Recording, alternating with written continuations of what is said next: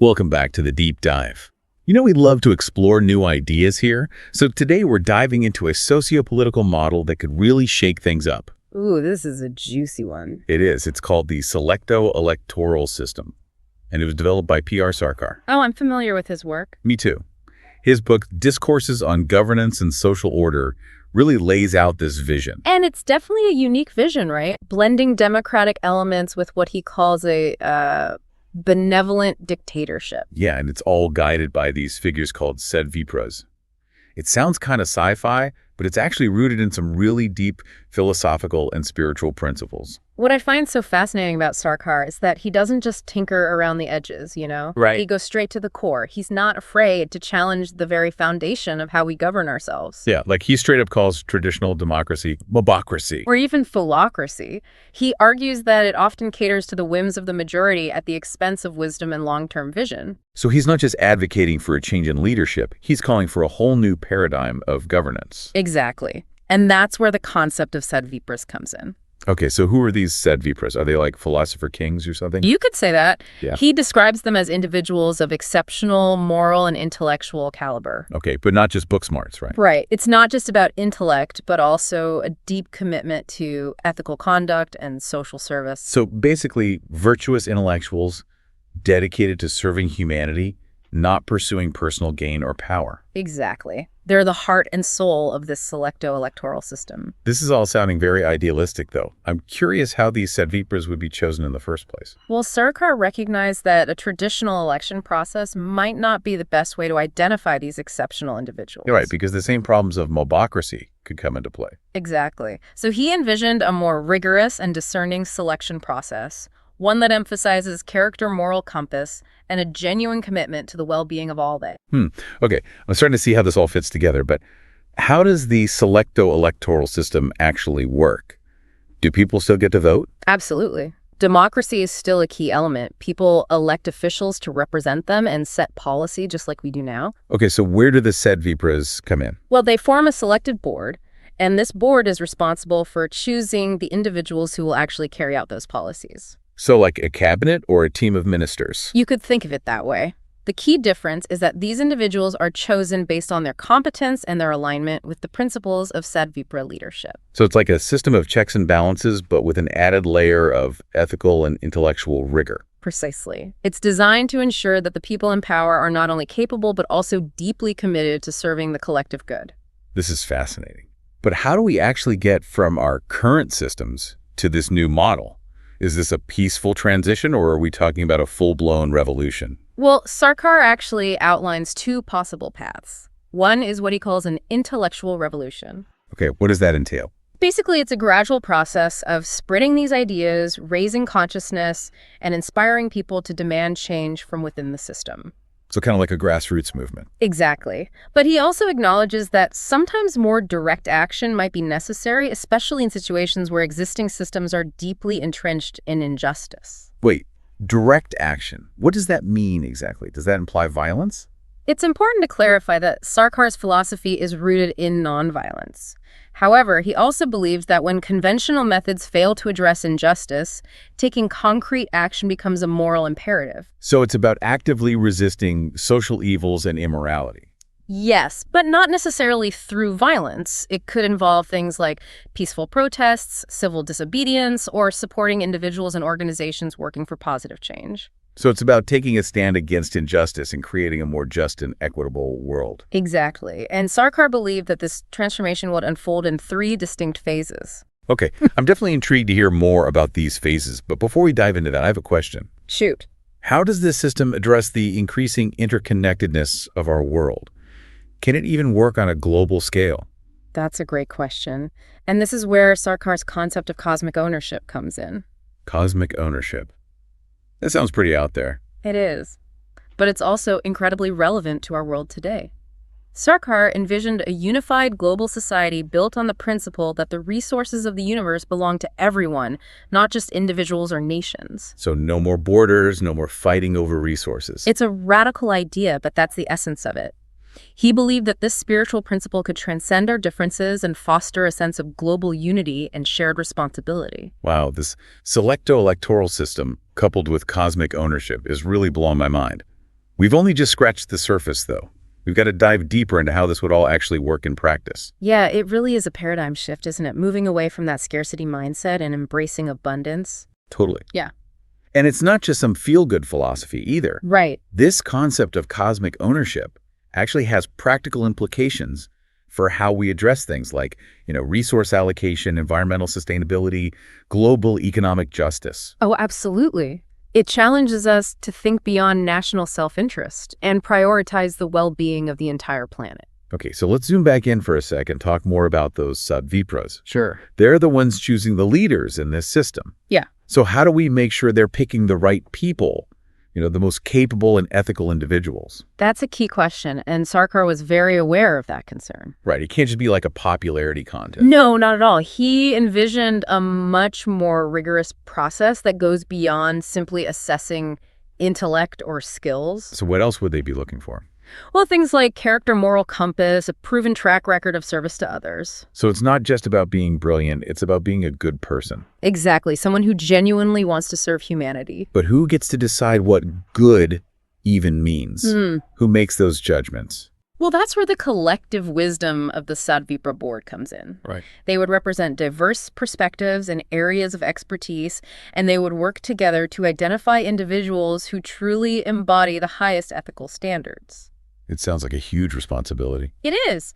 But Sarkar also proposed safeguards to ensure accountability. Like what? Well, their decisions would be transparent and open to review, and if they failed to uphold the principles of justice and ethical conduct, they could be removed from their positions. So there are checks and balances in place, even for the sadvipras. Exactly. It's not about blind faith. It's about creating a system that promotes both wisdom and accountability. I like that. It addresses those concerns about, giving too much power to any one group. Right. It's about finding that balance between leadership and accountability. One thing that really stands out to me about this model is its emphasis on individual transformation. Oh, absolutely. It's not just about changing the structures of government, it's about changing ourselves. Exactly. Sarkar believed that creating a better world starts with individual inner transformation. So cultivating virtues like compassion, honesty, selflessness. Yes. He saw those qualities as the foundation of a truly just and harmonious society. It's like that saying, be the change you want to see in the world. Precisely. But on a societal scale, and Sarkar believed that the Sadvipras would play a crucial role in fostering that individual and collective transformation. How so? Well, they would serve as role models, inspiring others through their own conduct. Right, leading by example. Exactly. And they would also work to create educational systems and social structures that nurture those values in others. So it's a holistic approach addressing not just the political and economic aspects of society, but also the moral and spiritual dimensions. Exactly. It's about recognizing that all these aspects are interconnected and that real change requires a multifaceted approach. When we first started talking about this SELECTO electoral system, it sounded almost like science fiction. I know, right? But the more we dive into it, the more it feels like a genuine possibility, a pathway to a better future. It is a bold vision, no doubt. Yeah. But I think what's so exciting about Sarkar's model is that it offers solutions to some of the most fundamental problems with our current systems, problems that often seem intractable. Right, like the way it weaves together democracy, ethical leadership, global unity, individual transformation. It's really remarkable. It paints a picture of a world that feels both achievable and deeply desirable. Speaking of global unity, that's something that really struck me about Sarkar's model. Me too. It feels so urgent and relevant in today's world. Totally. It's like he was anticipating the challenges we're facing now with climate change, globalization, and all these interconnected issues. Absolutely. And his concept of cosmic ownership challenges us to rethink the very idea of nation states as the primary unit of political organization. Yeah. It's like he's saying, why are we dividing ourselves up into these artificial boundaries when we're all inhabitants of the same planet facing shared challenges? Exactly. He believed that clinging to those divisions only leads to conflict and competition and prevents us from effectively addressing global issues. I know it's a radical idea, but I can't help but be drawn to that vision of a unified global society where we collaborate instead of compete. Me too. It's a vision worth striving for. But I think the question a lot of people have is, how do we get there? How do we move from where we are now, with all our deeply ingrained national identities and competing interests to this kind of global unity. Right. It seems like a huge leap. It is. But Sarkar believed it starts with cultivating a sense of global citizenship. Okay. What does that look like in practice? It's about shifting our perspective, recognizing that we're all interconnected, that our actions have consequences far beyond our immediate communities. So expanding our circle of concern, seeing ourselves as citizens of the world, not just of a particular nation. Exactly. It means embracing diversity while recognizing our shared humanity and shifting our focus from national interests to global well-being. It sounds like a tall order, Yeah. but it's also incredibly hopeful. It is. It's about recognizing that we're all in this together and that solutions to global problems require global cooperation. So it's not about erasing our differences, but about finding common ground and working together to create a better future for everyone. Precisely. And Sarkar's model provides a framework for doing just that. It's not just a utopian ideal, it offers practical steps for how we can move towards this more just and harmonious world. And we talked about the importance of supporting sadvipras in positions of influence as one of those steps. Right. But how do we identify and support those individuals? How do we actually make this vision a reality? Well, Sarkar outlined 3 key phases: ideological education, mobilization of the masses, and establishing sadvipras in positions of influence. Okay, let's break this down. What does the first phase ideological education entail? Well, it's all about raising awareness, getting people engaged with these ideas. So like spreading the word, getting people talking and thinking about these concepts. Exactly. It could involve things like study circles, workshops, online forums, anything that encourages people to grapple with these ideas and explore their implications. So planting those seeds of a new way of thinking. Yes, creating a fertile ground for these ideas to take root and grow. And then comes phase 2, mobilizing the masses. What does that involve? Well, it's about taking those ideas from the discussion groups and bringing them to a wider audience. So like public lectures, rallies, online campaigns. Exactly. Anything that raises awareness and inspires people to demand change. So turning awareness into action, building a movement. Precisely. Creating a collective voice that can't be ignored. And then finally, phase 3, supporting sadvipras in positions of influence. This is where the rubber meets the road. It is. This phase involves actively supporting individuals who embody these values and helping them gain positions of authority. So putting the right people in the right places. Exactly. It could be in government, education, business, any field where they can make a difference. So it's about creating a network of change makers who can actually implement this vision. Exactly. Transforming society from the inside out. It's a bold plan, no doubt. Yeah. But like you said earlier, nothing this transformative comes easily. True. But what's so inspiring about Sarkar's model is that it gives us a roadmap, a set of principles and practices that can guide us towards a more just equitable and sustainable world. And it all starts with us, right? Absolutely. It's a reminder that we all have a role to play in creating the future we want to see. I love that.